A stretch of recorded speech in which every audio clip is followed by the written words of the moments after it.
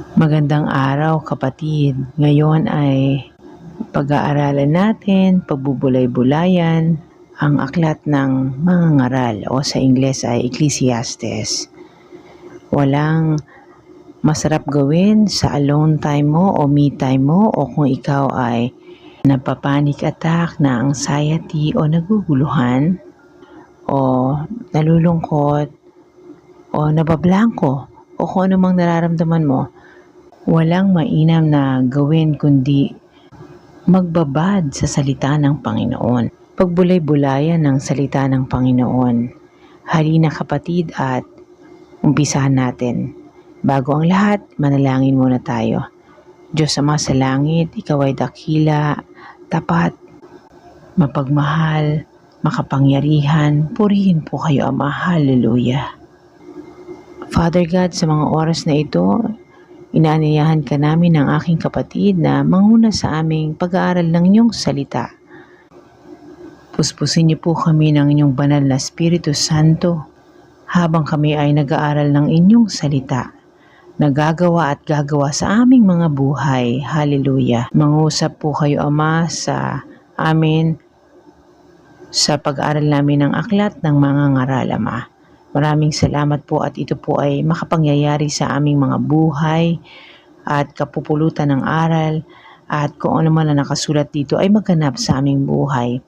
Bigyan niyo po kami ng lakas, ng karunungan na magawa ang kaloob ninyo sa aming buhay. Hallelujah.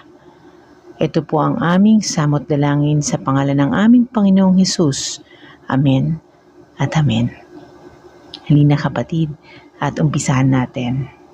Ano ba ang aklat ng mga ngaral? Ang aklat ng mga ngaral ay naglalaman ng mga isipan ng pilosopo.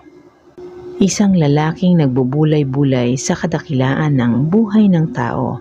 May mga nagsasabi na si Solomon ang sumulat, may iba naman na isang teacher daw o guro na hindi mapangalanan. Kapatid, tinatalakay rin dito ang salungatan ng buhay, kawalan ng katarungan at ang pagkabigo. Nagwawakas ito sa pagsasabing ang buhay ay walang kabuluhan. Hindi niya maunawaan ang mga paraan ng Diyos na may hawak sa buhay ng tao. Gayunman, pinapayuhan niya ang mga tao na gumawang magsikhay at tamasahin ang mga kaloob ng Diyos hanggat magagawa nila. Karamihan sa iniisip ng pilosopo ay negatibo at may diwang malungkot. Subalit dahil sa katotohanang nasa Biblia ang aklat na ito, ipinakikitang ang pananampalatayang batay sa Biblia ay malawak, kaya may kalakip din itong kawalang pag-asa at pag-aalinlangan. Marami ang nakadarama ng kaaliwan pagkat nasasalimin nila sa aklat na ito ang kanilang sarili. Natutuklasan nila na ang Bibliang naghahanay ng mga isipang ito ay nagbibigay rin ng pag-asa mula sa Diyos na nagkakaloob ng kahulugan ng buhay. Kapatid, ano nga ba ang kabuluhan ng buhay? Nasusulat yan sa Mga Ngaral chapter 1 verse 1 hanggang chapter 2 verse 26. Holy Spirit, guide us as we study your word. Walang kabuluhan ng lahat. Ito ang sinabi ng mga ngaral na anak ni David na hari ng Jerusalem. Walang kabuluhan.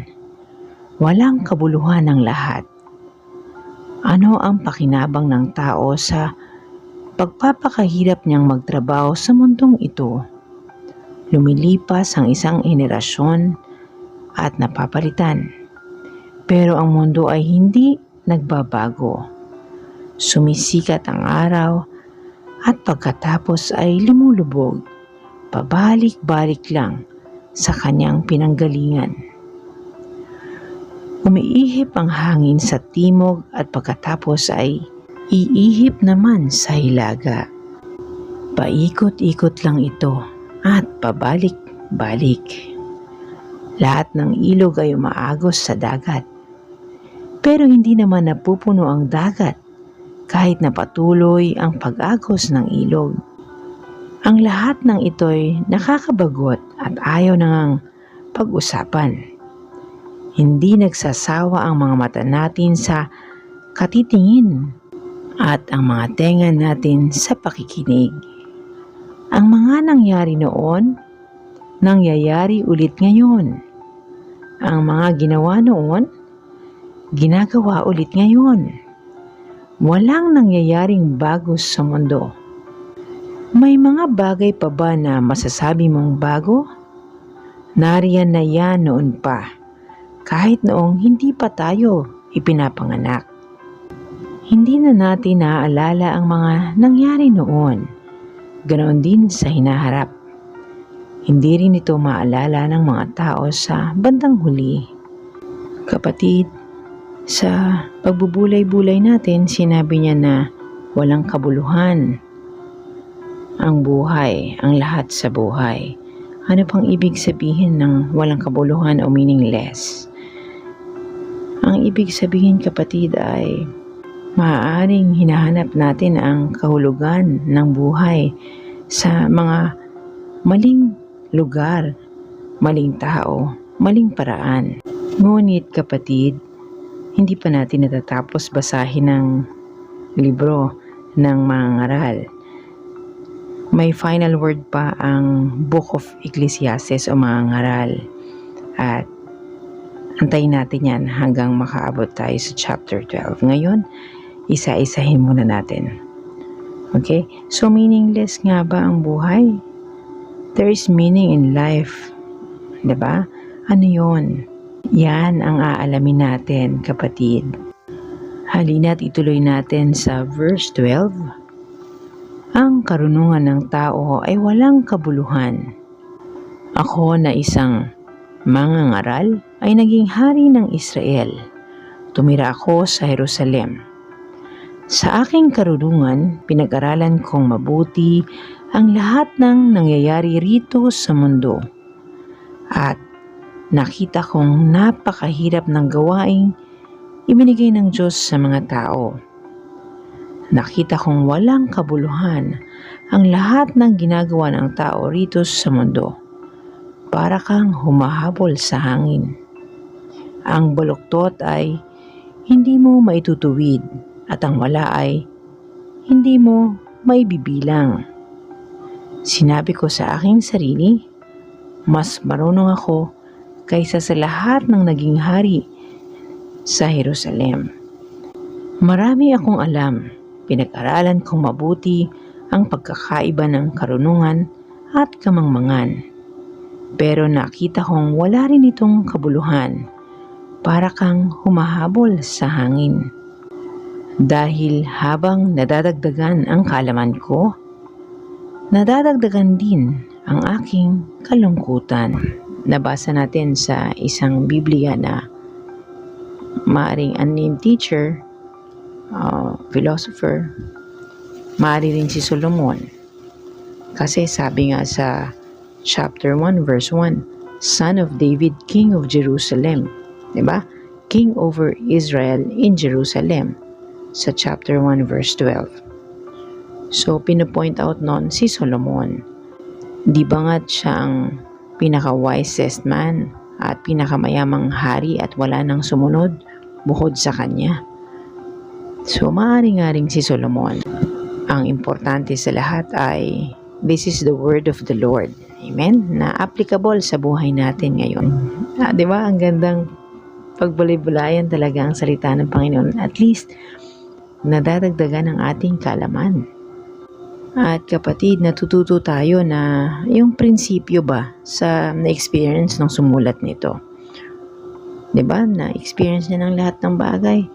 Pero, ganito yung kanyang napagtanto. Kahit ano pa man yan, ang importante, ang ganda ng libro na to, kasi yung sumulat talagang hindi nawala yung pananampalataya niya sa Panginoon.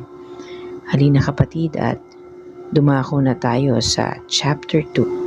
Ang kasayahan ay walang kabuluhan. Sinubukan kong magpakasaya sa mga layaw ng buhay, Pero nakita kong wala rin itong kabuluhan.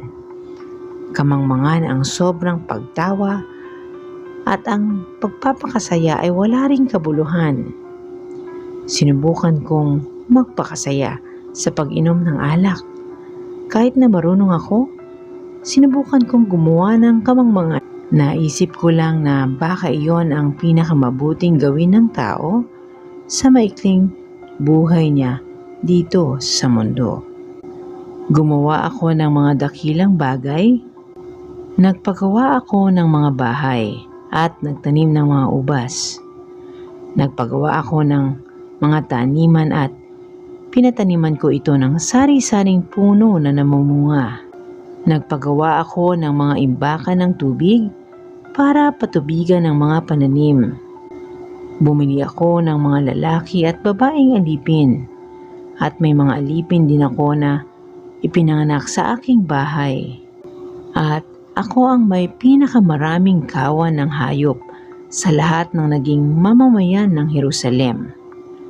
Nakaipon ako ng napakaraming ginto, pilak at iba pang mga kayamanang galing sa mga hari at mga lugar na aking nasasakupan. Marami akong mga awit, lalaki man o babae, at marami rin akong mga asawa, ang kaligayahan ng isang lalaki. Ako ang pinakamayaman at pinakamarunong na taong nabuhay sa buong Jerusalem. Nakukuha ko ang lahat ng magustuhan ko.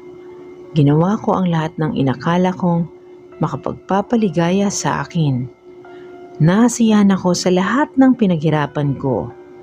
Ito ang gantimpala sa lahat ng pagsusumikap ko. Pero nang isipin kong mabuti ang lahat ng ginawa at pinaghirapan ko, naisip ko na walang kabuluhan ang lahat ng pinagsikapan ko rito sa mundo. Ano pa ba ang magagawa ng susunod na hari? Ano pa nga ba kundi iyong nagawa na rin noong una? Kapatid, huminto muna tayo sa chapter 12 at balikan natin yung verse 1 tsaka 2. Diba sabi, sinubukan niya daw magpakasaya sa mga layaw ng buhay. Masama ba yung pleasure? Hindi naman kapatid, kasi part yan ng design ni Lord. Lahat yan gift niya sa atin. Pero baliwala yon, meaningless yon. Kasi short-lived lang yan eh. Sabihin, napaka-iksi lang. Diba? Tapos, yung layaw, parang baliwala yan kung hindi mo ini-enjoy for the glory of God. Okay? Pag makamundo yung layaw mo, hindi nakakapuri kay Lord, meaningless yan. Napaka-empty, napaka-shallow, superficial lang siya. Okay? So, sabi sa chapter 3 hanggang 11, ano daw ang tama natin gawin? Diba sabi sa 3, sinubukan kong magpakasaya sa pag-inom ng alak. Diba sabi niya sa 4, gumawa ako ng dakilang bagay. Sabi niya sa 5, nagpagawa siya ng mga taniman. Tapos 6, mga ibakan ng tubig. So magaling tong hari. Diba? The best siya sa Jerusalem. Maaring ang si King Solomon ito. But let's leave that part muna. Nakaipon siya ng maraming ginto. Pinakamayaman siya eh. Tapos full of wisdom siya. Kaya may karapatan siyang gawin tong librong to. Yung mga ngaral. Inalaw ng Lord na ma-experience niya yun sa buhay niya para maging blessing siya sa atin ngayon. Kasi wala namang tao ngayon sa mundo na pinaka-wise siya at pinaka-mayamang hari na mauulit pa, kundi itong sumulat lamang nito na tinitingnan nga natin na si King Solomon. Okay? Sa isang anggulo. 'Di ba? So, inalaw ng Lord na ma-experience niya yun para at the end of it all, kahit na in-explore mo na lahat ng bagay, nagawa mo na ang lahat ng kailangan mong gawin, yung susunod na papalit sa'yo, hari man, ano man ang position mo. Kasi Wala namang permanente sa mundong ito, di ba? Anong gagawin niya? Ganon din kagaya ng ginawa mo. Amen? So kapatid, sabi nga di ba paulit-ulit lang ang nangyayari sa mundo. Let's continue to verse 12. Ang karunungan at kamangmangan ay walang kabuluhan. Sinubukan ko ring ihambing ang karunungan at ang kamangmangan. At nakita kong mas mabuti ang karunungan kaysa sa kamangmangan. Gaya ng liwanag na mas mabuti kaysa sa kadiliman.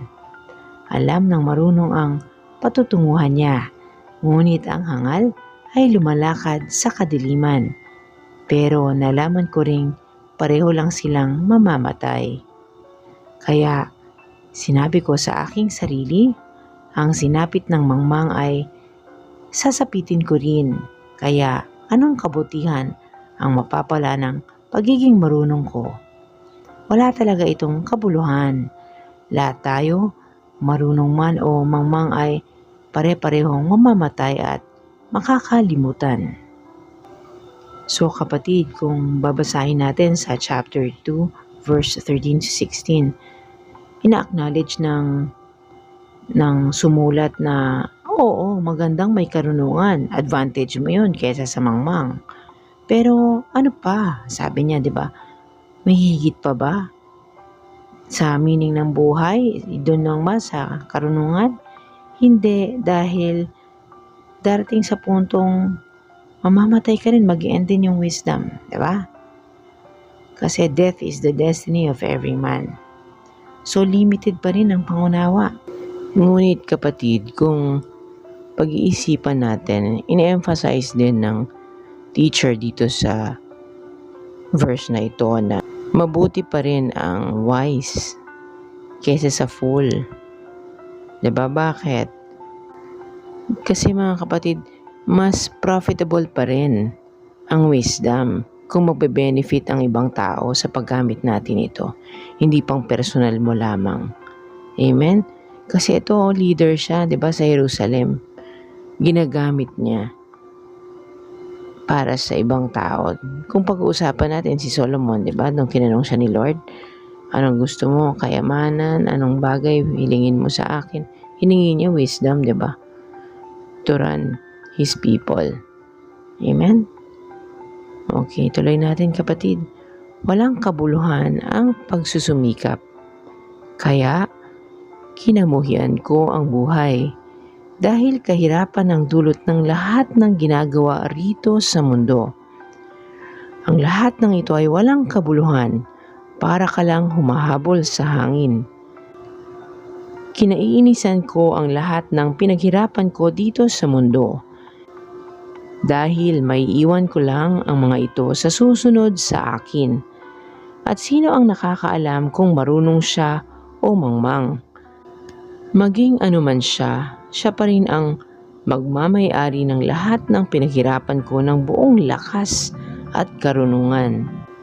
Wala rin itong kabuluhan. Diba kapatid, kung iisipin mo, kahit anong ang pinaghirapan mo, iwanan mo siya, hindi mo naman madadala. Pero sabi nga natin, diba, mas kahit sa ating, sabihin natin hindi sa karihan o sa malaking kagaya sa kanya, hari sa hari. O sabihin mo sa Pilipinas, president to president, minsan, hindi na nga naitutuloy ang mga proyekto. Napuputol, di ba? Sayang yun ang umpisahan kasi hindi marunong or may ibang agenda ang kapwa. Sabihin natin sa pamilya natin. Kaya ang magandang iiwan natin, yes, mas mabuting may iniwan tayo kesa utang. Mas mabuting isecure ang kanilang future. Pero iba pa rin yung may karunungan yung iiwanan natin dahil kahit anong iwan natin, pag wala na tayo at hindi sila marunong o nasa mali silang tao, mawawala rin ang lahat. Kaya iba yung iwan mong may relationship sa Lord. Iba yung may foundation sa Panginoon kasi mapagyayaman niya kung ano man ang iniwan mo para sa Kanya. Amen? Tuloy natin sa verse 20. Kaya nang hinayang ako sa lahat ng pinaghirapan ko rito sa mundo, Dahil kahit magsikap kagamit ang bumong talino, isip at kakayahan, iiwan mo rin ang lahat ng pinaghirapan mo sa taong hindi naghirap para sa mga bagay na ito. Ito man ay wala ring kabuluhan at hindi makatarungan. Kaya ano ang makukuha ng tao sa lahat ng pagsusumikap niya rito sa mundo? Kaya kapatid kung ano man yung ginagawa natin, gawin natin for the glory of God. We are good stewards of our finances, of our mind, yung ating karunungan, lakas natin, we benefit other people, and the rest bahala na si Lord. Yun ang makatarungan. Amen? Huwag natin problemahin yung hindi natin kayang arukin.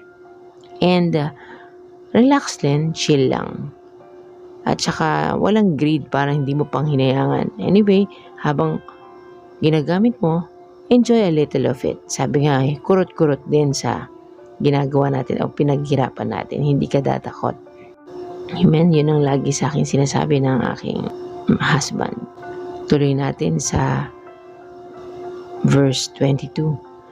Kaya, ano ang makukuha ng tao sa lahat ng pagsusumikap niya rito sa mundo? Lahat ng pinagsumikapan niya sa buong buhay niya ay makapagpapasama lang ng kanyang kalooban. Kaya kahit sa gabi ay hindi siya makatulog. Wala rin itong kabuluhan. Ang pinakamagandang gawin ng tao ay kumain, uminom at pakinabangan ang mga pinaghirapan niya. Nalaman ko na galing ito sa Diyos. Dahil paano natin makakain at mapapakinabangan ang mga pinaghirapan natin kung hindi ito ibibigay ng Diyos? Dahil ang taong nagbibigay lugod sa Diyos ay binibigyan niya ng karunungan, kaalaman at kagalakan. At ang makasalanan ay binibigyan ng Diyos ng trabaho upang mag-ipon ng kayamanan para ibigay sa taong nagbibigay lugod sa Diyos. Kaya lahat ng pagsisikap ng makasalanan ay walang kabuluhan, para siyang humahabol sa hangin. 'Di ba? Nababasa natin yung pinaghirapan ng makasalanan ibibigay ng Lord sa matuwid. Amen? Kung iisipin natin kapatid, ay makatarungan ba yun yung pagsisikap ko na punta sa iba? Kapatid, lahat ng yan, lahat ng meron tayo, ultimong sarili natin, utang natin sa Panginoon. Wala tayong pag-aari sa mundong ito. Amen? Kahit yung hininga natin, ang katawang ito, lahat ito, galing sa alabok. 'Di ba? And God breathed life into us. So, kung gusto natin, 'di ba sabi nga sa salita ng Panginoon, seek first His kingdom and everything else will be added unto you. Lahat ng pangailangan natin, masumpungan muna natin ang presensya ng Panginoon at ibibigay niya ang lahat ng pangailangan natin. Para lang yan sa anak mo Bibigay mo ba yung isang bagay o pagkakaloban mo siya ng kayamanan o pera o kaalaman? Kung hindi niya naman ito kayang pagyamanin, syempre ibibigay mo dun sa maalam, dun sa marunong. Mga Ngaral chapter 3. May kanya-kanyang oras ang lahat. May oras na nakatakda para sa lahat ng gawain dito sa mundo. May oras ng pagsilang at may oras ng kamatayan. May oras ng pagtatanim at may oras ng pag-aani. May oras ng pagpatay at may oras ng pagpapagaling. May oras ng pagsira at may oras ng pagpapatayo. May oras ng pagluha at may oras ng pagtawa. May oras ng pagluluksa at may oras ng pagdiriwang. May oras ng pagkakalat ng bato at may oras ng pagtitipon nito. May oras ng pagsasama at may oras ng paghihiwalay. May oras ng paghahanap at may oras ng paghinto ng paghahanap. May oras ng pagtatago at may oras ng pagtatapon. May oras ng pagbunit at may oras ng pagtahi. may oras ng pagtahimik, at may oras ng pagsasalita. May oras ng pagmamahal, at may oras ng pagkagalit. May oras ng digmaan, at may oras ng kapayapaan. Kung ang mga oras na ito ay itinakda na ng Diyos, ano ngayon ang kabuluhan ng pagsisikap ng tao? Nakita ko ang mga gawaing itinakda ng Diyos para sa tao, at lahat ng ito ay itinadhana ng Diyos na mangyari sa takdang panahon. Binigyan niya tayo ng pagnanais na malaman ang hinaharap. Pero hindi talaga natin mauunawaan ang mga ginawa niya mula noong simula hanggang wakas. Naisip ko na walang pinakamabuting gawin ang tao kundi magsaya at gumawa ng mabuti habang nabubuhay. Gusto ng Diyos na kumain tayo, minom at magpakasaya sa mga pinaghirapan natin dahil ang mga bagay na ito'y regalo niya sa atin. Alam kong ang lahat ng ginagawa ng Diyos ay magpapatuloy magpakailanman at wala tayong maaaring idagdag o ibawas dito. Ginagawa ito ng Diyos para magkaroon tayo ng paggalang sa Kanya. Ang mga nangyayari ngayon at ang mga mangyayari pa lang ay nangyari na noon.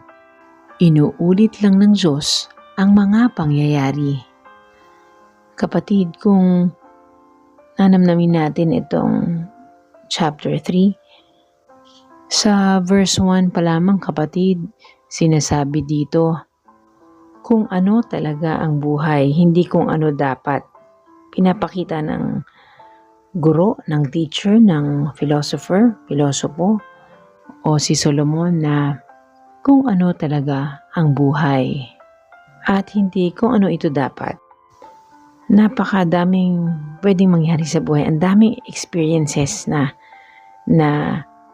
nangyayari sa ating buhay. Tapos sinabi niya sa verse 9, kung ang mga oras na ito ay itinakda na ng Diyos, ano ngayon ang kabuluhan ng pagsisikap ng tao? So kapatid, we cannot fight, di ba? Hindi natin pwedeng labanan yung itinakda na ng Diyos, kundi matuto tayong yakapin ito at lilipas din yan. Pero bago lumipas, namnamin mo kung anong tinuturo ng panahon na yon. Kung panahon ng pagtatanim, diba? Pagkabuhay, kamatayan, kagalakan, iba-ibang season ang binabanggit dito. Dito kapatid, malalaman natin na ang security natin talaga o ang all in all natin talaga na kay Lord lang eh. Fleeting, lumilipas ang mga bagay-bagay, pero ang Panginoon, sabi niya nga sa kanyang salita, heaven and earth will fade, but my word will remain the same. Hindi siya magbabago. Amen? So, sabi niya regalo ang lahat ng bagay. So, i-enjoy natin, di ba? Dahil regalo ito ng Panginoon. Nakatakda na yan eh. So, i-embrace natin kung ano mang nakatakda sa panahon na yon. Kung oras ba ng pagsilang, let's rejoice. Kung may kamatayan, magdalamhati. Diba? Oras ba ng pagsira? Kailangan yan kasi hindi tayo pwedeng magtayo kung walang pagsira. Hindi pwedeng lagi kang lumuluha. Siyempre, may panahon din ng pagtawa. Okay, may panahon ng lahat. So, hindi natin matatakasan yan. Nakatadhana na. I-embrace natin. At may leksyon ang lahat ng bagay na yan. Hallelujah, purihin ang Diyos. Tuloy natin kapatid sa verse 16. Nakita ko rin na ang kasamaan ang naghahari rito sa mundo, sa halip na katarungan at katwiran. Sinabi ko sa sarili ko, hahatulan ng Diyos ang matutuwid at masasamang tao dahil may itinakda siyang oras sa lahat ng bagay.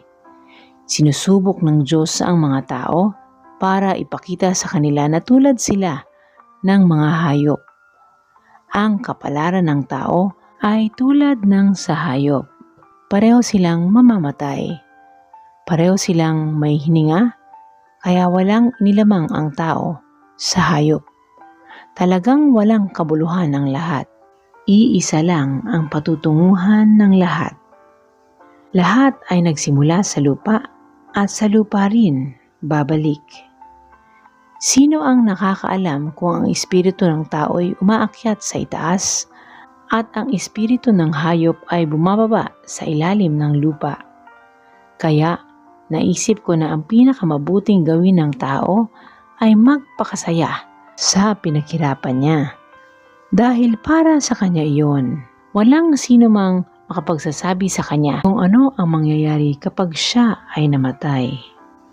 Amen. So kapatid, sinasabi dito na dahil may panahon ng lahat ng bagay, hindi natin malalabanan, sundan natin ang agos, pinakamabuting gawin ng tao ay magpakasaya at gumawa ng mabuti habang nabubuhay. Amen? At kung anong meron tayo, regalo ng Panginoon. Dahil pinaghirapan natin yon dahil kalooban niya. Lahat ng mayroon tayo ay nagmumula sa Panginoon. Kahit ang mga bagay na wala tayo ay pagpapala. Amen? Ginagawa daw yun ng Diyos para magkaroon tayo ng paggalang sa Kanya. We fear the Lord. So hindi natin alam ang darating bukas. Ang hawak natin yung ngayon lang natin. So make the most of it. Amen? Mangangaral chapter 4.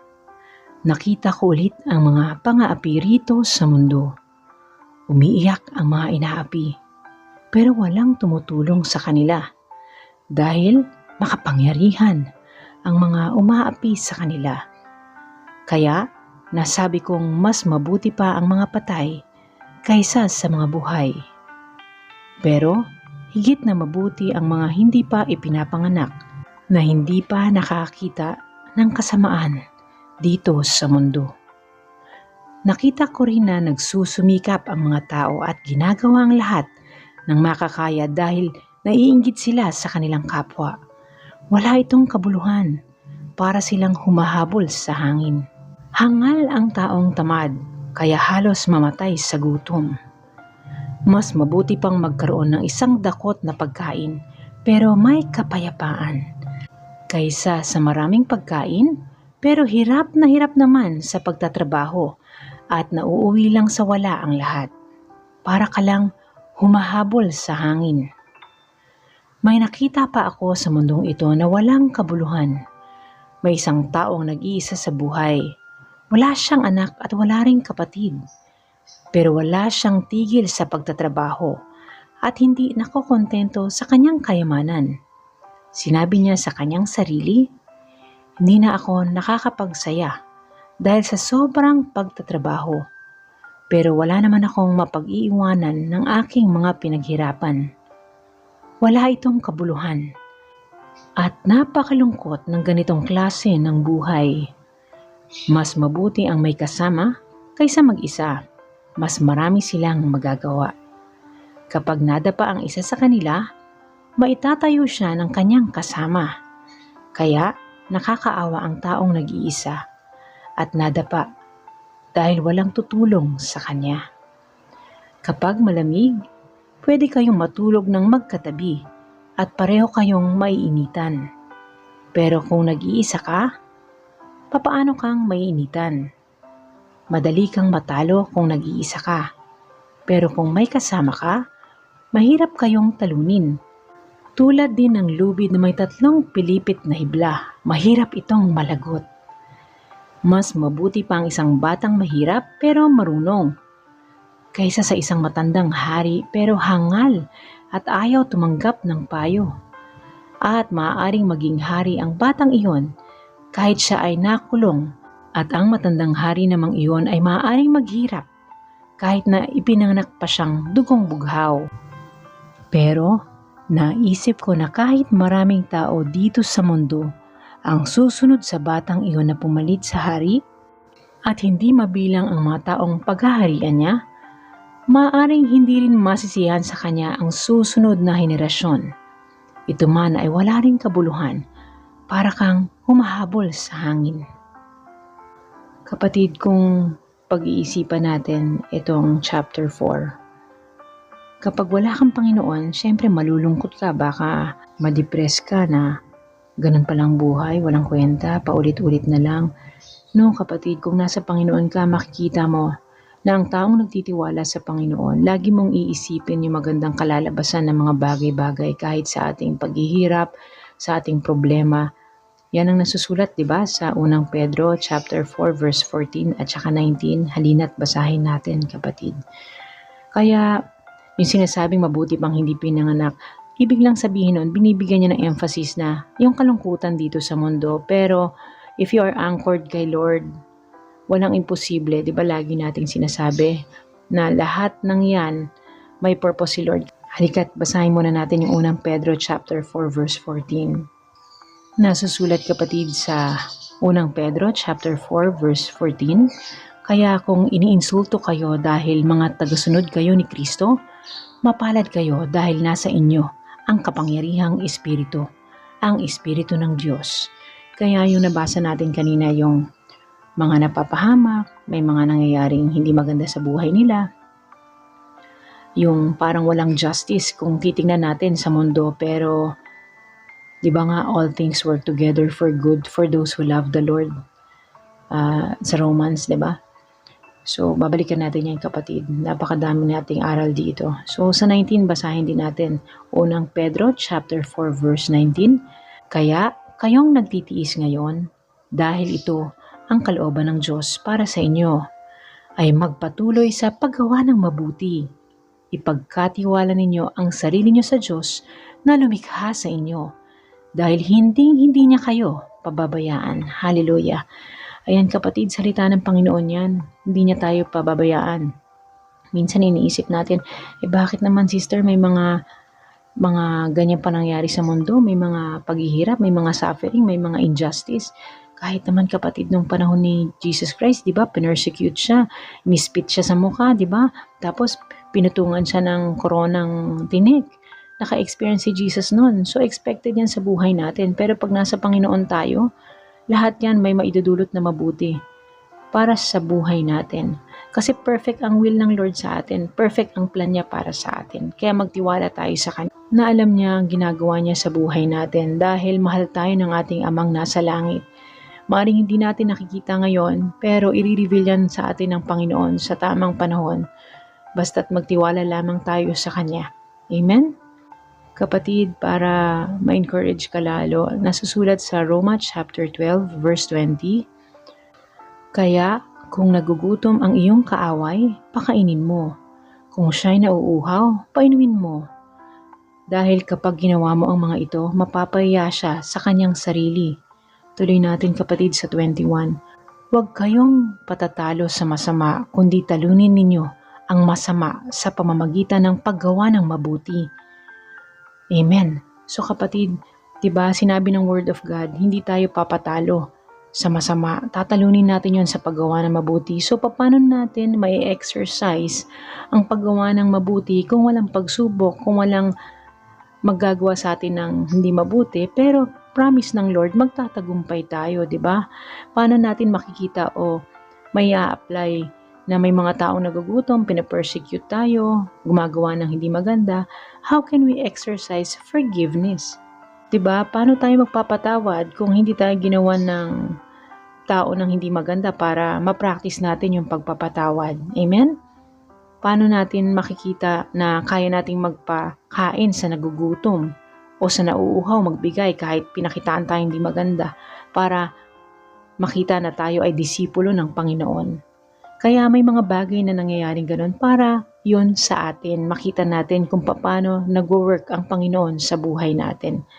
Diba, yung parang akala mo wala ka nang hugutan ng pagmamahal, pero kakayanin mo pa palang magmahal. Akala mo hindi mo na kayang maghugot ng kapatawaran, pero kakayanin at kakayanin mong magpatawad dahil makikita mo kung gaano kang pinatawad din ng Panginoon sa mga kasalanan mo, kasalanan natin. Amen? Kakayanin at kakayanin nating umunawa dahil inuunawa tayo ng Panginoon. Kakayanin at kakayanin nating hindi humusga dahil hindi tayo hinusgahan ng Panginoon, na kahit anong nagawa nating kasalanan, may kapatawaran. Amen? Kakayanin nating mag-extend ng kabutihan sa kapwa natin dahil napakabuti ng Panginoon sa buhay natin. Na kahit nahihirapan ka na, nasasaktan ka na, may hope. Dahil minsan nag-cause din tayo ng sakit sa ating kapwa, nag-cause din tayo ng pain na pinagdarasal natin palagi sa Panginoon na makalimutan din ang nagawa nating pain, na hipuin ng taong yon. Kung hindi man natin ito intensyon, pero nasaktan pa rin ng taong yon. Minsan sasabihin natin, kapatid, paano naman yung alam mo namang wala tayong ginagawang masama? Alam mo na may injustice talaga. For example, a newborn baby, tapos namatay, parang ganon. O yung anak mo, may nangyaring hindi maganda, wala namang ginagawang masama. Kapatid, may mga bagay that's beyond our comprehension. Hindi natin kayang arukin ng ating pag-iisip dahil tayo ay nilikha lamang ng Panginoon. Ang kailangan natin ay mag-surrender sa kalooban ng Panginoon na alam niya palagi yung perfect will niya, maganda para sa atin. At yun yung sovereignty ng Lord, yung bang powerful siya na lahat magagawa niya dahil siya ay Panginoon. At magtiwala na lang tayo na hindi niya tayo pababayaan man kahit kailan. Yun nga lang strength natin, yung kalakasan natin araw-araw, di ba? Nanggagaling yun sa Panginoon. Basahin nga natin, kapatid, yung nasusulat sa Isaiah. Kapatid, simulan natin sa Isaiah 40 verse 28 para kung dumating man tayo sa puntong wala namang kinalaman itong taong to o pangyaring to, malinis siya or something, pero ba't nangyari pa rin ito sa kanya? Injustice, di ba? Yun yung sinasabi natin minsan. Ito, basahin natin, kapatid, sa verse 28. Hindi nyo ba alam o hindi nyo ba narinig na ang Panginoon ay walang hanggang Diyos na lumikha ng buong mundo? Hindi siya napapagod o nangihina at walang nakakaarok ng kanyang isip. Kapatid, dun pa lang pag naisip natin, di ba, na hindi siya napapagod, hindi siya nangihina, tapos walang nakakaunawa ng kanyang kaisipan dahil siya ang lumikha sa atin, magtitiwala ka na lang sa kanya Di ba? Kung tayo magandang hangarin natin, what more si Lord? Di ba, na lumikha sa atin, na anak niya tayo. Amen? Kung tayo nga marunong magmahal, marunong magpatawad, siya pa kaya, He is the source of love, source of forgiveness, and He has given us life. At sinabi niya, you will have it in full. Diba yung kaligtasan na nagmumula sa Panginoong Jesus? Imaginein mo yung binigay niya si Jesus to die on the cross for us. That's the best gift na binigay sa atin ng Panginoon. Kapatid, tumuloy tayo sa verse 29. Pinalalakas niya ang mga nanghihina at ang mga napapagod. Kahit ang mga kabataan ay napapagod, nanlulupaypay at nabubuwal. Ngunit ang mga nagtitiwala sa Panginoon ay muling magkakaroon ng lakas. Lilipad sila na gaya ng isang agila. Tumakbo man sila ay hindi mapapagod, lumakad man sila ay hindi manghihina. Kapatid, yun yung assurance sa gitna ng imperfection ng buhay, sa gitna ng mga trahedya, ng mga problema, mga dinadanas natin. Ayun yung strength natin ang gagaling kay Lord. Nire-replenish niya yan, nire-restore niya tayo every day. Pinalalakas niya ang nanghihina at ang mga napapagod. Di ba nga daw kahit ang mga kabataan napapagod, nalulupaypay, nabubuwal. Pero sino binibigyan ito ng Lord? Sinabi niya, ang nagtitiwala sa Panginoon, magkakaroon daw ng lakas. Amen? Lilipad tayo na gaya ng agila. Isipin mo yung kapatid, ibig sabihin na lilipad ka, lagi kang victorious sa bawat pagsubok, gaya ng isang agila. Tumakbo man daw tayo o kung ano mang gagawin natin, hindi tayo mapapagod kasi i-renew niya tayo, diba? I-refresh niya tayo every day. Lumakad man tayo, hindi tayo manghihina. Dahil nandun tayo nakadirekta sa source. Ang source natin, ang wellspring of life, si Lord, si Jesus. Amen? At meron tayo ng power ng Holy Spirit to guide us every day of our life. Who will always speak the truth in us and through us. Hallelujah.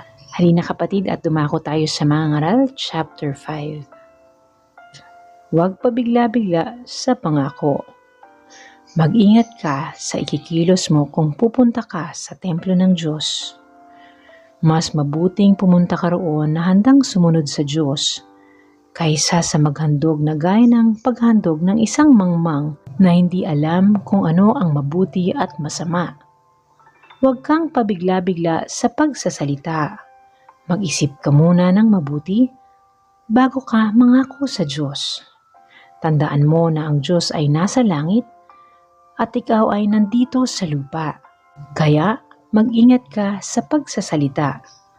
Kung papaanong madaling managinip kapag maraming alalahanin, madali ring makapagsalita ng kamangmangan kung padalos-dalos ka sa iyong pagsasalita. Kapag nangako ka sa Diyos, tuparin mo agad ito. Tuparin mo ang ipinangako mo sa Kanya dahil hindi siya natutuwa sa mga hangal na hindi tumutupad sa mga pangako. Mas mabuti pang huwag ka nalang mangako kaysa mangako ka at hindi mo naman tutuparin. Huwag kang magkasala sa iyong pagsasalita at huwag mong sabihin sa pari na nasa templo na hindi mo sinasadyang iyong pangako sa Diyos. Dahil magagalit ang Diyos kung gagawin mo ito at sisirain niya ang lahat ng pinaghirapan mo. Ang sobrang pananaginip at pagsasalita ay walang kabuluhan. Sa halip, matakot ka sa Diyos. So kapatid, kung pagbubulay-bulayan natin ito, sinasabi dito na pag-ingatan natin ang ating mga salita. Lalo na kung nangako tayo sa Panginoon, madaling magsalita Pero to keep your promise sa Panginoon, di ba sabi nga siya nasa langit, tayo nandito sa lupa. Dapat gagawin natin. Kung hindi naman, humingi tayo ng kapatawaran sa Panginoon, pero lesson na yan sa atin na pag-ingatan natin ang ating bibig, ang mga lumalabas dito. Integrity ito at saka word of honor. Dapat kapag binitawan natin, gagawin natin. And make sure na bago tayo magsalita, it is the leading of the Holy Spirit para magawa natin by the Spirit of God. Hindi yung dahil na-overwhelm ka lang, nasa peak ka ng emosyon mo, sobrang lungkot mo, o sobrang saya mo, kaya nakikipag-bargain ka kay Lord, kung ano-anong mga sinasabi natin. Kaya, kapatid, sabi nga let our words be few. Dahil siya ay Panginoon, alam niya ang nasa puso at isipan natin. Amen? Maganda kung may sasabihin tayo sa Panginoon, lagi nating sasabihin, Panginoon, kung kalooban mo. If it is your will, O Lord. Diba? If it's God's will, mangyayari, Panginoon, by your name, in Jesus' name. Amen? Kapag napapagod tayo o nalulungkot tayo, minsan kailangan lang natin magpahinga muna. Tapos saka tayo manalangin, di ba? Minsan marami tayong alalahanin, lalo na daw pag na-accumulate ka ng wealth. Tapos walang pupuntahan, sisirain ito ng Lord kung hindi ito nakakalugod sa Kanya. O baka tanongin mo kapatid, paano naman yan yung mga corrupt na yan, ng mga politicians, yung mga taong gumagawa ng masama? Huwag mong tingnan yun kapatid, tingnan mo yung long-term outcome nun sa buhay nila. Just si God, may hustisya sa Kanya. And come Judgment Day, i-judge tayo ng Lord pag umarap tayo sa Kanya sa lahat ng ginawa natin sa lupa. Amen? And when that day comes, malulugod sa atin ng Panginoon na naging good steward tayo, naging mabuti tayong anak niya, naging mabunga tayo sa buhay na ibinigay niya sa atin. Hallelujah. To God be the glory. Kapatid, maaring may iba-iba tayong revelation. Kahit ngayon, iba yung nire-reveal sa'yo ni Lord by the power of the Holy Spirit. Sa susunod na pakinggan mo ito, iba naman. Ganon si Lord Kung ano yung pinagdadaanan mo at the moment, enough lang yung revelation that time through His Word. And then as you go along, may iba pa siyang i-reveal sa'yo. So, ang isipin lang natin, para tayong water, fluid ka dapat. Sumusunod ka sa agos ng buhay. Basta tandaan mo na kasama mo si Lord. Kahit kailan hindi ka naman niya iniwan. Kung anumang season yan na pinagdadaanan natin, kasama natin siya. And we always have the victory in Christ. Palagi nating sinasabi. Kasi kinasihan tayo ng Espiritu ng Panginoon. That's the Holy Spirit. Kahit kailan, once you have Jesus in your heart, hindi mawawala yun sa'yo. Nasa puso mo at makikita yon sa pamumuhay natin. Sana laging maging evident ang pagmamahal at ang presensya ng Panginoon sa buhay natin. That's our prayer every day. Pero it doesn't mean na Sister, parang naman nakaka-pressure yun. Parang ang hirap naman nun. Kasi perfect si Christ, no? From glory to glory, sister, brother. 'Di ba? Gagawa yun, hindi tayo perfect. 'Di ba? Sabi ko nga, hanggang sa mamatay tayo. It just shows na we need Christ every day of our waking life. Kaya, wag tayong mangako kung di natin kayang tuparin. Dahil ayaw ng Panginoon ng mga nangangako na, Lord, gagawin ko to kung bibigyan mo ako ng ganito, ganyan. No. Alam ni Lord yan eh. Creation niya tayo eh. 'Di ba? Kaya mag-ingat tayo sa ating pagsasalita. Amen? Gamitin natin ito na laging ang ending kung kalooban mo, Panginoon. If it is your will, O God, it will happen. Kasi hindi garantiya ang bukas, 'di ba?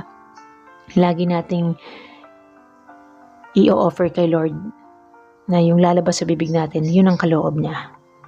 Kaya nga, 'di ba, ang sabi sa verse 5, mas mabuti pang wag na lang mangako kaysa mangako ka at hindi mo naman tutuparin.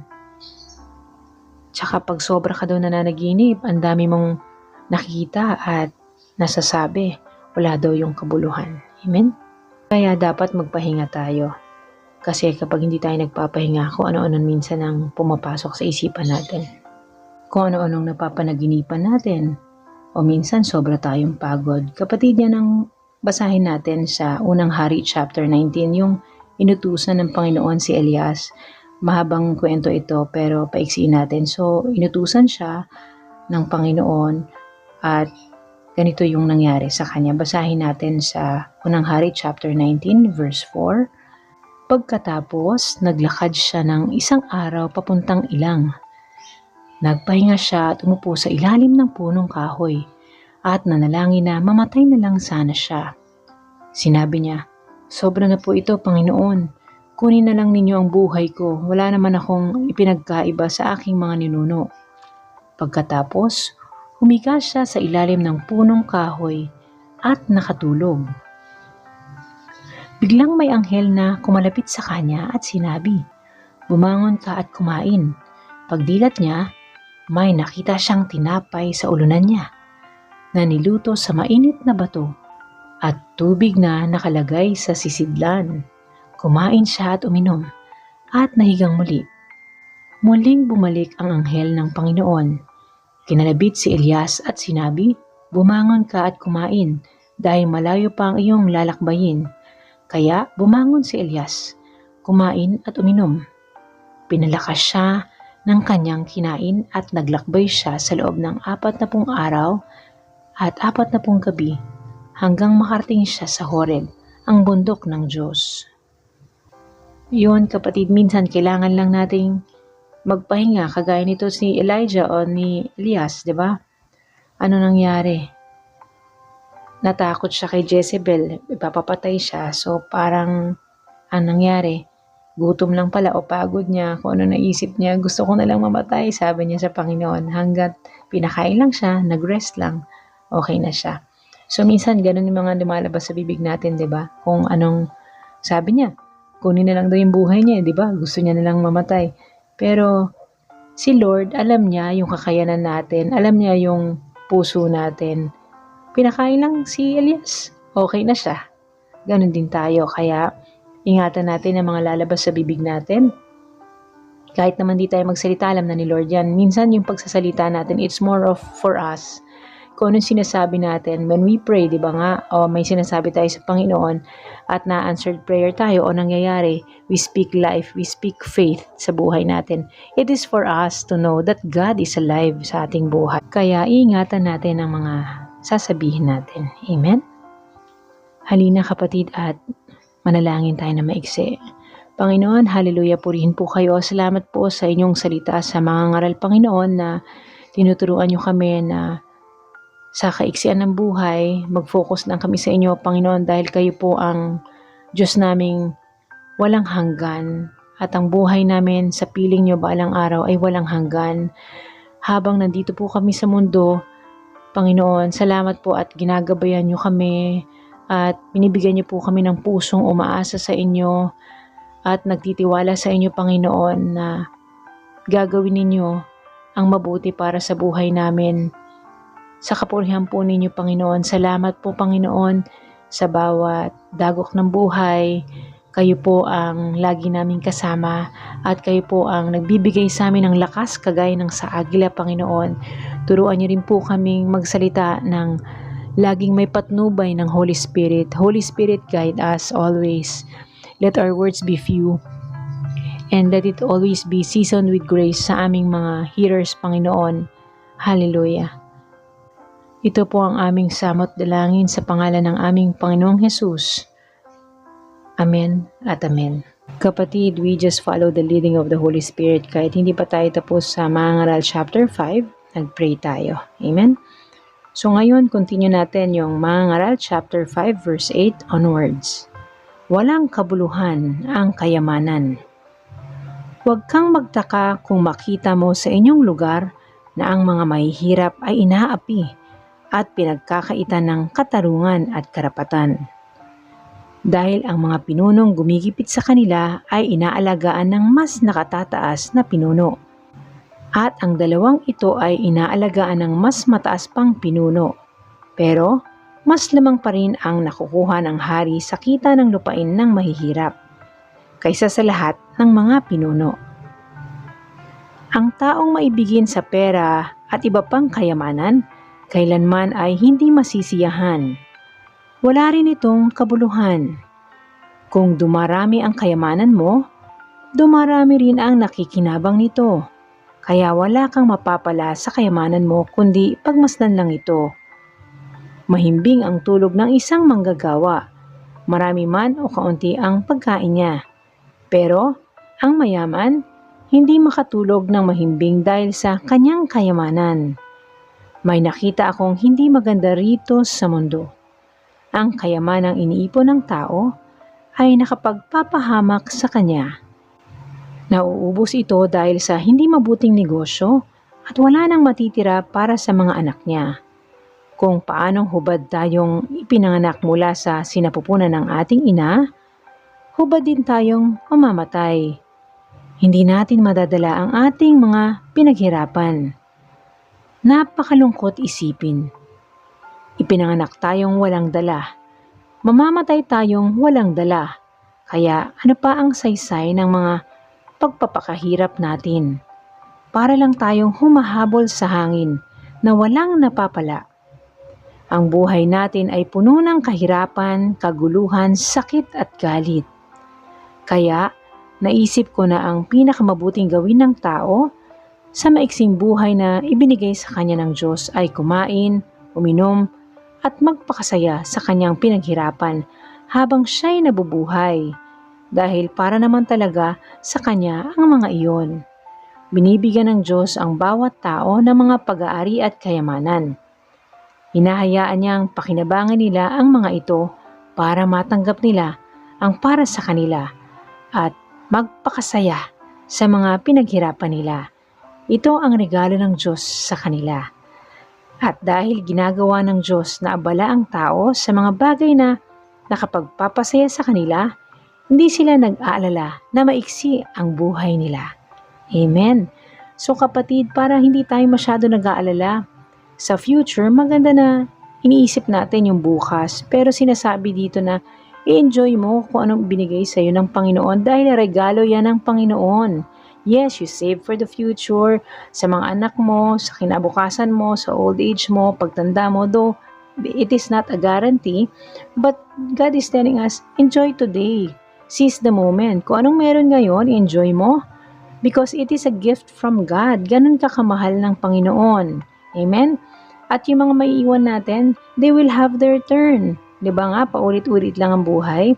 So, kung anong meron ka, regalo ng Panginoon, at may paparating pa, enjoy mo yun kapatid. Dahil, gift sa iyo ng Panginoon yan. So, magpakasaya tayo sa pinaghirapan natin to a good point. At huwag natin kakalimutan na napupurihan si Lord sa ginagawa natin kasi regalo niya sa atin galing sa Kanya. So, give Him back the glory and the honor and the praises. Amen? Hallelujah.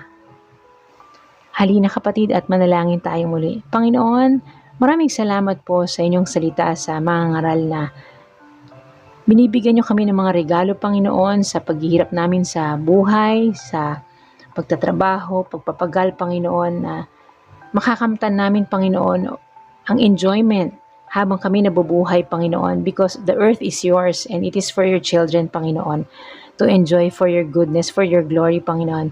Maraming salamat po, Lord God, na nakapagpapasaya ang mga pinaghirapan namin dahil ito ay nagmumula sa inyo. Sabi niyo nga, Panginoon, you will bless the work of our hands, Panginoon. Dahil sa kaiksian ng buhay, we will live a full lifespan, Panginoon, honoring you with what we have, with our strength, with our knowledge, with our skills, Panginoon. Maraming salamat po dito sa last part ng Mga Ngaral chapter 5 na kung pag-iisipan, Panginoon, ay nakakapagpagaan ng pakiramdam, Panginoon. Maraming salamat po, Panginoon, at tinatanggap po namin ang pagpapalang nagmumula sa langit, Panginoon, na ibinababa nyo ngayon sa buhay namin. At kung anong meron kami, Panginoon, i-lead nyo po kami na ma-enjoy ang regalo ninyo. Thank you, Heavenly Father. In Jesus' name we pray all these things with thanksgiving by the power of the Holy Spirit. Amen and amen. Halina kapatid at tumako tayo sa Mga Ngaral chapter 6.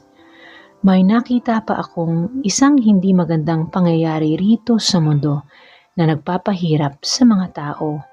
May mga taong binibigyan ng Diyos ng kanilang mga hinahangad tulad ng karangalan, ari-arian at kayamanan. Pero hindi niya hinahayaang pakinabangan nila ito. Sa halip, ibang tao ang nakikinabang nito. Hindi ito maganda at walang kabuluhan.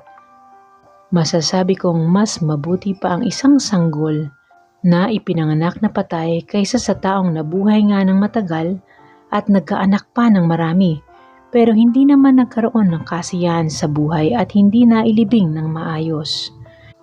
Kahit walang saysay ang pagkakapanganak sa sanggol, at kahit na siya ay nasa lugar ng mga patay at hindi na maalala pa, at kahit hindi siya nakakita ng liwanag ng araw o nalaman ng buhay, mas may kapayapaan pa siya kaysa sa taong iyon na walang kasiyahan sa mga magagandang bagay na kanyang natanggap, at kahit na mabuhay pa ang taong iyon ng ilang libong taon. Ang totoo ay iisa ang hahantungan ng lahat. Nagtatrabaho ang tao para may makain, pero hindi pa rin siya nasisiyahan. Kaya ano ang lamang ng marunong sa mangmang? Ano ang mapapala ng mahirap kahit alam niya ang pasikot-sikot sa buhay? Wala itong kabuluhan, para siyang humahabol sa hangin. Kaya mas mabuting masiyahan ka sa mga bagay na mayroon ka, kaysa sa maghangad ka ng maghangad ng mga bagay na wala sa iyo. Lahat ng pangyayari sa mundo at mangyayari sa isang tao ay nakatakda na noon pa. Kaya walang saysay na makipagtalo pa tayo sa Diyos na higit na makapangyarihan kaysa sa atin. At habang nakikipagtalo tayo, dadami lang ang sasabihin nating walang kabuluhan. Kaya ano ang pakinabang nito? Walang sino mang nakakaalam kung ano ang mabuti para sa isang taong maikli at walang kabuluhan ng buhay. Lumilipas lang ito na parang anino. Sino ang makapagsasabi sa kanya kung ano ang mangyayari sa mundo pagkamatay niya? So kapatid, kung babasahin natin itong chapter 6, makikita mo yung contradiction. Yung namatay ng maayos, sa hindi, may mga tao na susulat sa verse 2, diba? Binibigyan ng Diyos ng kanilang mga hinahangad tulad ng karangalan, ari-arian, kayamanan. Pero hindi niya hinahayaang pakinabangan nila to, diba?